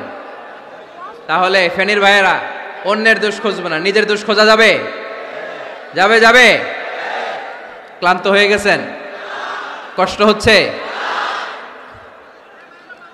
তারপরে 7 নম্বরে আল্লাহ বললেন ওয়ালা তানাবাজু বিল আলকাব, ওয়ালা তানাবাজু বিল আলকাব। এই ছেলেরা, আমি এখনই উঠে যাব, বিদায় নিচ্ছি, বসো। বসেন ভাই, বসেন। এগুলো অনেক জরুরি কথা, মনোযোগ দিয়ে শুনেন। ওয়ালা তানাবাজু বিল আলকাব, মানুষকে মন্দ নামে ডেকো না। অনেকের নাম চেঞ্জ করে ডাকি, আছে না নাই? না, আমার কলিজার টুকরা ফেনীর ভাইয়েরা, আজ থেকে কখনো কারো নাম চেঞ্জ করে আমরা ডাকবো না। যে নামে তাকে ডাকলে সে খুশি, আমরা ওই নামে ডাকবো, পারবো তো? কারণ প্রত্যেকের নামটা প্রত্যেকের কাছে বড্ড দামি, প্রত্যেকের নামটা প্রত্যেকের কাছে বড্ড প্রিয়। আপনার নাম কি? লিটন ভাই, মাউল হক লিটন ভাই। আপনার কাছে মনে হইতে পারে আরে লিটন একটা নাম হইলো, তো কত আছে আমাদের এলাকায়। না, এলাকায় অনেক আছে ঠিক, কিন্তু লিটন ভাইয়ের কাছে লিটন নামটা খুব আদরের, যত্নের, ঠিক কিনা? আমার নাম কি? আমার নাম মিজান। আরে মিজান একটা নাম হইলো নাকি? কত নাম আছে মিজান, এলাকার সিপাই পয়রাস। এটা ঠিক, অনেক নাম আছে মিজান নামে, কিন্তু যেহেতু এটা আমার নাম, আমার কাছে এই নামটা বড় দরদের, বড় যত্নের, বড় আদরের। কারণ এই নামটা আমার পরিচয় বহন করে। ভাইয়ের নাম কি? স্বপন। স্বপন ভাই এলাকায় অনেক আছে না? তো সিম্পল একটা নাম, কিন্তু না, স্বপন মিয়াজি ভাইয়ের কাছে এটা সিম্পল না। এই নামটা ওনার কাছে বড় যত্নের। মানুষ তার নাম খুব পছন্দ করে, নিজের নামের। কারণ দেখবেন কাগজ আর কলম পাইলে সবাই নিজের নাম লেখে, খালি নিজের নামের সিগনেচার দেয়, আছে না নাই? এরপরে দেখবেন যে কক্সবাজারে গেলে সাগরের তীরে বালু পাইলেই বালুর মধ্যে নিজের নাম লেখে, আবার ওই নামের পাশ দিয়ে লাভও আঁকে, আছে না নাই? আমি অনেক দেখেছি, সাগর পারে গেলেই মানুষের মন উথাল পাতাল করে। তো সাগরের বালিতে নিজের নামটা বড় করে লেখে, চারদিক দিয়ে লাভ, মানে এই নামটারে আমি লাভ করি। এটা প্রমাণ করে প্রত্যেকে নিজের নামটারে বড্ড বেশি ভালোবাসে, ঠিক কিনা? এজন্য ফেনীর সোনার টুকরারা, খবরদার বন্ধুরা, নিজেরা যেন একে অপরকে এমন নামে না ডাকি যে নাম শুনলে সে কষ্ট পায়। আজ থেকে কোনো বাজে নামে কাউরে ডাকা যাবে? আব্বা আম্মা আদর করে কত সুন্দর নাম রেখেছে, আবু বাকার, ওরে সবাই ডাকে বকইরা, কপাল পোড়া। আব্বা আম্মা নাম রেখেছে আবু ওয়াক্কাস, ওরে ডাকে আক্কাইচা। কত সুন্দর নাম, আমার আল্লাহর নামের সাথে মিলিয়ে আব্দুল কুদ্দুস নাম রেখেছে, ওরে ডাকে কুদ্দুচ্চা, আছে না নাই? কবিরা গুনাহ করেছেন আপনি, কবিরা গুনাহ। It's not a simple deal, এটা সাধারণ কোনো ব্যাপার না, এগুলো সবগুলা কবিরা গুনাহ। কোনোদিন কাউকে ঠাট্টা বিদ্রুপ করে কিছু বলবো না, কখনো অন্যের দোষ খুঁজবো না, কারো নাম বিকৃত করে কোনোদিন কারো মনে কষ্ট দিব না, ঠিক কি না? এরপর 8 নম্বরে আল্লাহ বললেন ইয়া আইয়ুহাল্লাযীনা আমানু ইজতানিবু কাসীরাম মিনায-যন্নি ইন্না বা'দায-যন্নি ইসম। অবিশ্বাসীরা খবরদার, অনুমান আন্দাজ নির্ভর কোনো কথা বলবে না, যেটা বলবে নিশ্চিত হয়ে বলবে। কার কথা? অনুমান নির্ভর কোনো কথা, আন্দাজ নির্ভর কোনো কথা কোনো মুমিন বলতে পারে? আমার কথা বোঝা যায়? হ্যাঁ, ফেনীবাসী কথা বোঝা যায়? ফেনী না হেনি? হ্যাঁ, আর বাড়ি হেনি, আইসাই রেনি রেনি। আপনারা কি ডাকেন, ফেনী না হেনি? ফেনী। মাশাআল্লাহ মাশাআল্লাহ, খুব সচেতন ফেনীবাসী। দেখছেন দেখছেন, আপনাদের জেলা নিয়ে কিছু বললে খারাপ লাগে না? লাগে। তো নোয়াখালী করে গালি দিয়েন না, চিটাঙ্গারে গালি দিয়েন না, কুমিল্লাবাসীদেরকে গালি দিয়েন না। আমার 64 জেলায় সুজলা সুফলা শস্য শ্যামলা, ঠিক কিনা? 64 জেলা নিয়ে আমার এই বাংলাদেশ। প্রত্যেক জেলায় আমাদের সৌন্দর্য আছে না নাই? এক এক জেলার ভাষার সাথে আরেক জেলার ভাষার কোনো মিল। সিলেটে ছিল আমার গতকাল মাহফিল, তা আমি জিজ্ঞেস করছি, ভাই সাহেব খিতা খররা, আপনারা বালা আসেননি? তো মহা খুশি, কারণ ওদের ভাষায় কথা বলেছি, ওরা ওদের ভাষাটারে বড্ড ভালোবাসে। আমরা প্রত্যেকে আমাদের প্রত্যেকের জেলাটারে বড্ড পছন্দ করি, ঠিক কিনা? ইজতানিবু কাসীরাম মিনায-যন, আন্দাজ অনুমান নির্ভর কথা মুমিন কখনো বলতে পারে? এজন্য আল্লাহর হাবিব বললেন, ইয়াকুম ওয়ায-যন ফাইন্নায-যন্না কাযাবুল হাদিস। খবরদার, তোমাদের উচিত আন্দাজ অনুমান নির্ভর কথা থেকে বেঁচে থাকা, কেননা অনুমান করে কথা বললে পাপ হয়। অনুমান করে কথা বললে কি হয়? আজকে থেকে আমার ফেনীর সোনার টুকরারা অনুমান করে আন্দাজে কোনো কথা বলবো আমরা? বলবো না। ধারণা করে কিছু বলবো না, আর ধারণা করলেও ভালো ধারণা করব। কি ধারণা? রাস্তা দুইটা, একটা পজিটিভ আর একটা নেগেটিভ। মুমিন পজিটিভ ধারণা করে, মুমিন কখনো নেগেটিভ ধারণা করে না। তাহলে কোন দিকে যাব, পজিটিভ না নেগেটিভ? আওয়াজ করে, পজিটিভ না নেগেটিভ? যারা মুনাফিক এরা ইয়াত্তাবিউনা ইল্লা যান ওয়া ইন্না যান্না লা ইউগনি মিনাল হাক্কি শাইআ। যারা মুনাফিক এরা আন্দাজ অনুমান নির্ভর মানুষের ব্যাপারে কথা বলে, আর আন্দাজ অনুমান কখনো সত্যের বিকল্প হতে পারে না। আন্দাজ অনুমান কখনো সত্যের বিকল্প হতে পারে? এজন্য দৃষ্টিভঙ্গি বদলান, জীবনকে বদলায় দিবে কে? আমরা কখনো কোনো নেগেটিভ কথা বলবো না, অলওয়েজ পজিটিভ। অলওয়েজ কি? এই যে আমার হাতে কি দেখা যায়? পানির বোতল, তাই না? এখানে অর্ধেক পানি ভরাস। কাউকে যদি প্রশ্ন করি, ভাই কি দেখতে পাচ্ছেন, একদল বলবে এখানে অর্ধেক বোতল খালি দেখা যায়। উত্তরটা সঠিক, আসলে বোতলের অর্ধেক খালি। আবার এদিকে আরেকজনের বললাম, ভাই এখানে কি দেখা যায়, বলবে হুজুর বোতলের অর্ধেক পানি ভরা। এটাও সঠিক উত্তর। প্রথমটা ছিল নেগেটিভ উত্তর, দ্বিতীয়টা পজিটিভ উত্তর, ঠিক কিনা? যারা সবসময় নেগেটিভ চিন্তা করে এরা খালি জায়গাটা দেখছে যে পানি নাই, আর যারা সবসময় পজিটিভ চিন্তা করে এরা পানি যে ভর্তি অর্ধেক ওইটা দেখছে। আমরা নেগেটিভের দিকে যাব না, মুসলমান থাকবে সব সময় always positive. Come back positive, not go back negative. চিল্লায় বলতে হবে, ঠিক কিনা?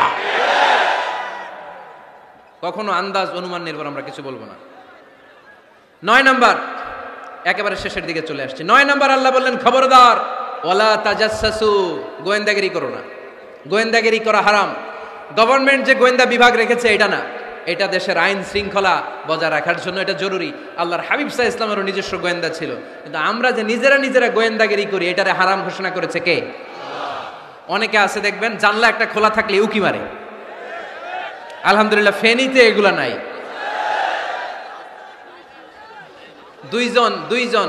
দুইজন ওদিকে কি যেন বলতেছে, উনি আড়ি পেতে কথা শুনে, আছে না নাই? ছিদ্র একটা থাকলে উকি মারে, আছে না নাই? খবরদার, ওয়ালা তাজাসসু, গোয়েন্দাগিরি করো না। কখনো কোনোদিন কারো পারমিশন ছাড়া মোবাইলের গ্যালারি চেক করবেন না। কখনো কারো পারমিশন ছাড়া তার ফেসবুকের মেসেঞ্জারে কে কার সাথে চ্যাটিং করেছে এটা করা যাবে না। কখনো কারো পারমিশন ছাড়া তার মেইলের ইনবক্স খুলে দেখা যাবে না। কখনো কারো পারমিশন ছাড়া কারো ব্যক্তিগত চিঠি পড়া যাবে না। দিস ইজ ইসলাম, এটাই ইসলাম। আমরা ইসলামরে শুধু নামাজ আর রোজা আর জিকির আর এই দাড়ির মধ্যে সীমাবদ্ধ করেছি। প্রত্যেকের একটা প্রাইভেসি আছে না নাই? Everyone has privacy and no one should interfere in his privacy or in her privacy. প্রত্যেকের একটা প্রাইভেসি আছে না নাই? মানুষ ছোট হলেও তার একটা সম্মান আছে না নাই? এজন্য ছোট্ট বাচ্চাদেরকে কখনো প্যান্ট খুলতে বলবেন না। অনেকে বলে আরে ছোট মানুষ খোল খোল, আরে তুই খোল, এই খোল খোল খোল, তো আছে না নাই? ওরও প্রেস্টিজ আছে, ওরও সম্মান আছে। খবরদার, everyone has a personal space and no one should interfere someone's personal space. কারণ পার্সোনাল স্পেসে যেন আমরা নাক না গলাই। অনেকের বদ স্বভাব ফ্যামিলি ম্যাটার নিয়ে, প্রাইভেট ম্যাটার নিয়ে কথা বলে। ভাই কি চাকরি করেন? সরকারি না বেসরকারি? সরকারি। বেতন কত? উনার বেতন কত? এটা দিয়ে আপনার কি লাভ? ঠিক কিনা? মানুষ একটা দেখলে ভাই বয়স কত, ভাই বেতন কত, ফার্স্ট ইমপ্রেশনে, ফার্স্ট যখন আপনি কারোর সাথে দেখা করবেন বেতন কত, বয়স কত, এগুলো জিজ্ঞেস করা যাবে? কেউ যখন কারো ঘনিষ্ঠ হয়, বন্ধুতে রূপান্তরিত হয়, তখন এই কথাগুলো। কিন্তু শুরুতেই প্রাইভেট ম্যাটার নিয়ে, পার্সোনাল ম্যাটার নিয়ে খোঁচাখুচি করা যাবে। ওয়ালা তাজাসসু, গোয়েন্দাগিরি করো না। গোয়েন্দাগিরি করাকে হারাম ঘোষণা করেছে কে? শেষ কথা বলি, 10 নম্বরে আল্লাহ বললেন, 10 নম্বরে রব্বুল আলামিন বললেন ওয়ালা ইয়াগতাব বা'দুকুম বা'দা আইয়ুহিব্বু আহাদুকুম আইয়াকুলা লাহমা আখিহি মাইতান ফাকারিহতুম। খবরদার, কেউ কারো গীবত করো না। কি করো না? গীবত করো না। এই উঠতেছে কে? বসেন, এখনই কথা শেষ হবে, একসাথে উঠবো। বসেন, আমার দিকে তাকান, আওয়াজ বন্ধ করুন। একে অপরের গীবত করো না। ব্যাকবাইটিং, চুগলখড়ি, আলহামদুলিল্লাহ ফেনীতে এগুলা নাই। আহা, চায়ের দোকানে বসে এর কথা ওর কানে, ওর কথা ওর কানে বইলা সমাজে একটা গিরিঙ্গি লাগায়, আছে না নাই? আল্লাহর হাবিব বললেন আতাদরুনা মাল গীবা, গীবত কারে বলে জানো নাকি? সাহাবীরা বললেন আল্লাহু ওয়া রাসূলুহু আ'লামু, আল্লাহ আল্লাহর রাসূল ভালো জানেন। বিশ্বনবী বললেন যিকরুকা আখাকা বিমা ইয়াকরাহু, তোমার কোনো ভাইয়ের অনুপস্থিতিতে তার ব্যাপারে এমন কোনো কথা বলা যেই কথা শুনলে সে মনে কষ্ট পাবে। গীবত কারে বলে বুঝছেন? আপনার ভাইয়ের অনুপস্থিতিতে আপনার ভাইয়ের ব্যাপারে এমন কোনো কথা বললেন যেটা শুনলে সে মনে কষ্ট পাবে। এক সাহাবী বললেন আফারাইতা ইন কানা ফি আখি মা আকুল, নবী আমি আমার ভাইয়ের ব্যাপারে যেটা বলছি এটা যদি সত্যিই হয়, তার মধ্যে যদি আসলেই এই সমস্যা থাকে, তাইলে? আল্লাহর হাবিব বললেন আরে তাইলেই তো গীবত। আর যদি তোমার ভাইয়ের মধ্যে এই দোষ না থাকে, বানায় বলো, তাহলে এটা গীবত না, গীবতের চেয়ে ভয়ঙ্কর। ফাকাদ বাহাতাহু, এটার নাম বহতান আর মিথ্যা অপবাদ। চিল্লায় বলেন ঠিক কিনা? কোন মুমিন গীবত করতে পারে? গীবত করার মৃত ভাইয়ের পচা গোশত খাওয়ার সমান। কোন মুমিন কখনো গীবত করতে পারে? এখন হালাল পন্থায় গীবত চলে আমাদের দেশে। কিভাবে জানেন? কথা শুরু করে এইভাবে, কথা বললে তো গীবত হয়ে যায়, বললে তো গীবত হয়ে যায়, তারপরেও বলি একটু, আছে না নাই? হালাল পন্থায় গীবত কি কমু ভাইজান, বললে তো গীবত হয়ে যায়। হালাল করতেছে এটা, হালাল হালাল হালাল না, বললে যদি গীবত হয়ে যায় তো বলবেন কেন? থামেন। কোন মুমিন কখনো গীবত করতে পারে? মেরাজের রাতে আল্লাহর হাবিব সাল্লাল্লাহু আলাইহি ওয়াসাল্লাম দেখলেন কিছু লোক লাহুম আযফারুম মিন নুহাস, তামার আগুন দিয়ে নখ বানানো, নখর ধারালো, ইয়াখদাশুনা বিহি উজুহাহুম ওয়া সুদুরাহুম, তারা তাদের নখ দিয়ে জাহান্নামে নিজের গালের গোশতগুলো, বুকের গোশতগুলো ছিঁড়ে ছিঁড়ে খাচ্ছে, আর তাদের ব্যথা যন্ত্রণা দেখে পুরো জাহান্নামের অন্য লোকরা থারথার করে কাঁপছে। আল্লাহর হাবিব বললেন ইয়া জিবরিল মানহুম মান হাউলা, এরা কারা? সাইয়েদনা জিবরিল বললেন হুম আহলুল গীবাতি মিন উম্মাতিক, এরা আপনার উম্মতের মধ্যে চায়ের দোকানে বসে বসে যারা গীবত করেছিল তারা। এজন্য কোন মুমিন গীবত করতে পারবে না। অন্যের গীবত আমরা করব না, দোষ খুঁজলে নিজের দোষ খুঁজবো। এই 10টা গাইডলাইন এই ফেনী জেলায় যদি কালকে থেকে ইমপ্লিমেন্ট হয়, আপনাদের কি মনে হয় ফেনীর কোনো এলাকাতে, কোনো থানাতে মারামারি, বিশৃঙ্খলা এগুলো থাকবে? থাকবে? সব শেষে আল্লাহ তাআলা আমাদেরকে ঐক্যবদ্ধ হওয়ার কথা বললেন। আল্লাহ 5 বার বিশ্বাসীদেরকে ডাক দিলেন, 6ষ্ঠবারে আল্লাহ দুনিয়ার সবাইরে ডাক দিলেন, আস্তিক নাস্তিক হিন্দু বৌদ্ধ এদেরকে ডেকে আল্লাহ শেষ করলেন। শেষ কথা শুনতে মনে চায়? এতক্ষণ আল্লাহ বলছে ইয়া আইয়ুহাল্লাযীনা আমানু, এর মানে কি? ওহে ঈমানদারগণ। এবার আল্লাহ ডাক দিছে ইয়া আইয়ুহান নাস। এবার আল্লাহ কি বলে ডাক দিছে? আওয়াজ করে বলতে হবে, কি বলে? এবার আল্লাহ বললেন ইয়া আইয়ুহান নাসু ইন্না খালাকনাকুম মিন যাকারিন ওয়া উনসা وجعلناكم شعوبا وقبائل لتعارفوا إن أكرمكم عند الله أتقاكم পড়েন সুবহানাল্লাহ। আল্লাহ ডেকে বললেন ইন্না খালাকনাকুম মিন যাকারিন ওয়া উনসা, ও বিশ্বাসীরা, এটা বলে ডাকে নাই, ও মানব সকল, নিশ্চয় আমি তোমাদেরকে এক নারী আর এক পুরুষ থেকে তৈরি করেছি। ওই পুরুষের নাম কি? ফেনীবাসী আওয়াজ করে বলেন আদম আলাইহিস সালাম। আর ওই নারীটার নাম কি? এই দুইজন থেকে গোটা পৃথিবী। তার মানে আসলে আমরা সব এক। আসলে কি? সব এক। নাস্তিকও আমার ভাই, হিন্দুও আমার ভাই, বৌদ্ধ খ্রিস্টানটাও আমার ভাই। ভ্রাতৃত্ব তিন ধরনের। একটা হচ্ছে মায়ের পেটের ভাই, এটাকে আরবিতে বলে আল উখুয়া আন নাসাবিয়্যা, মায়ের পেটের ভাই, উনি আমার মায়ের পেটের ভাই। আরেকটা আছে আল উখুয়া দ্বীনিয়া, দ্বীনি ভাই। এই যে আমরা সবাই এখানে একে অপরের কি ভাই? দ্বীনি ভাই। তিন নম্বরে হচ্ছে আল উখুয়া আল ইনসানিয়া, মানবতার দিক থেকে ভাই। সে দৃষ্টিকোণ থেকে হিন্দু আমার ভাই, বৌদ্ধ আমার ভাই, কারণ সেও মানুষ আমিও মানুষ। আমাদের সবার বাবার নাম কি? কথা কয় না? আদম আলাইহিস সালাম। সবার মায়ের নাম কি? দেখছেন, আমরা সবাই এক, সবাই এক। বিভেদের প্রাচীর আর বৃত্ত আমরা বানিয়েছি।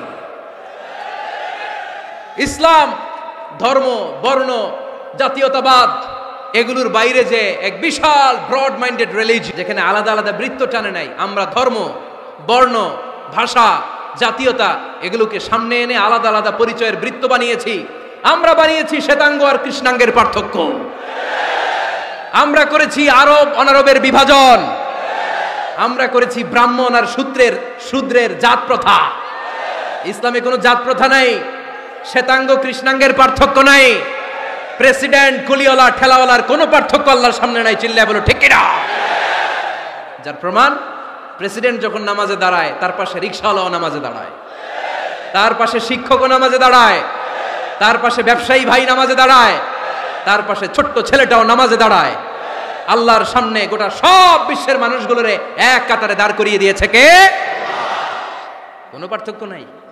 এই পার্থক্য, বিভেদের প্রাচীর আমরা ভেঙেছি। এই বিভেদের প্রাচীরকে ভেঙে গুড়িয়ে দিতে হবে। আমরা মানুষকে মানুষ হিসেবে কনসিডার করি না। দেখলেই বলি কোন দল করেন, দেখলেই বলি কোন পীরের মুরিদ, দেখলেই বলি কোন দল করেন। না না, সবার আগে পরিচয় হচ্ছে আমরা সবাই মানুষ। বাবার নাম আদম, মায়ের নাম হাওয়া। আর আমাদের মধ্যে সবচেয়ে বড় পরিচয় হচ্ছে আমরা মুসলিম। এখানে আমি মুসলিম ছাড়া আর কাউকে দেখতে পাচ্ছি না। সব মুসলিম। আমার কাছে পীরের মুরিদ নাই, তাবলীগের ভাই নাই, জামাত ইসলাম নাই, শাসনতন্ত্র নাই, ঐক্যজোট নাই, বিএনপি নাই, আওয়ামী লীগ নাই, কিচ্ছু নাই। আমি বুঝি মুসলমান। আমরা একে অপরের মুসলমান বলে কনসিডার করতে চাই না তো, খালি পিস পিস করি, টুকরা টুকরা করে দেশটারে শেষ করে দিলাম। আমাদের প্রভু কয়জন? নবী কয়জন? কোরআন কয়টা? কিন্তু আমাদের মধ্যে বিভাজন। আমরা কি বিভাজন চাই নাকি ঐক্য চাই? আমাদের প্রভু এক, এক নবীর উম্মত, জীবন বিধান এক, ঐশী বাণী কোরআন। তবে কেন এক নও হে মুসলমান? এক হও করিয়া আহ্বান। পড়েন আমিন। বাইতুল্লাহ এক, মদিনা শরীফ এক, উহুদ পাহাড় এক, বদরের মাঠ এক। ঠিক না? একটা তো জীবন আর মরণ যে একটাই, একের সাথে মিলে মিশে একটাই প্রাণ। তবে কেন এক নও হে মুসলমান? এক হও করিয়া আহ্বান। পড়েন আমিন। বিভেদের প্রাচীর আর দেয়ালকে ভেঙে দেওয়ার জন্য এই যুবক ছেলেগুলাই যথেষ্ট। ঠিক কিনা? আমার বাংলাদেশকে মাদক মুক্ত করার জন্য, ইফটিজিং মুক্ত করার জন্য, সুদ মুক্ত করার জন্য, যৌতুক মুক্ত করার জন্য আমার ফেনীর কলিজার টুকরা যুবকেরাই যথেষ্ট।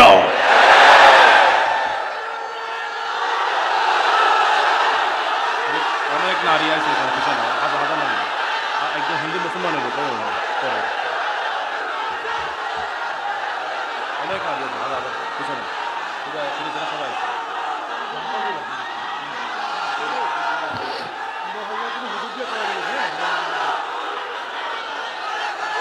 মাশাআল্লাহ, মাশাআল্লাহ, মাশাআল্লাহ। আমরা আসলে বিভেদের প্রাচীর তৈরি করতে চাই না। ঐক্যের কথা শুনলে আমরা আমাদের সবচেয়ে বড় পরিচয় মুসলিম, এটা শুনলেই আপনাদের মধ্যে যে উচ্ছ্বাস আর উদ্দীপনা, এটাই প্রমাণ করে ভেদাভেদ কখনো জনগণ চায় না।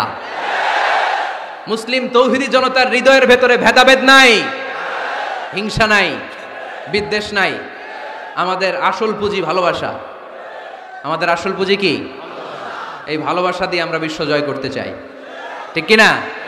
পারা যাবে মুসলমান? আর যে 10টা গাইডলাইন, 10টা মেসেজ আজকে শেয়ার করলাম, এগুলো মানা যাবে তো? অনেক বোনেরা এসেছে, আমার বোনেরা, আমি তো দেখতে পাচ্ছি একেবারে ওই রাস্তা পর্যন্ত, এইদিকে অনেক পেছন পর্যন্ত, এদিকে অনেক ভাইরা, বিশাল জনসমুদ্রের আজকের এই আয়োজন। স্কুল মাঠ পুরোটাতে মহিলারা বসেছে। নারীদের জন্য একটাই কথা, 5 ওয়াক্ত সালাত জামাতের সাথে পড়বেন, রমাদানের রোজা রাখবেন, নিজের লজ্জাস্থানের হেফাজত করবেন, স্বামীর আনুগত্য করবেন। এই 4টা কাজ কোনো নারী করলে ওই নারীর জন্য 8টা জান্নাতের দরজা খুলে দিবে কে? আমাদের বোনগুলোকে আল্লাহ তুমি কবুল করো। আমার কলিজার টুকরা ফেনীর যুবক ছেলেদেরকে আল্লাহ তুমি সাইয়েদনা ওমর ফারুকের মতো কবুল করো, সাইয়েদনা হামজার মতো তুমি কবুল করো, খাব্বাব খুবাইবের মতো ইসলামের বীর সেনানী হিসেবে কবুল করে নাও।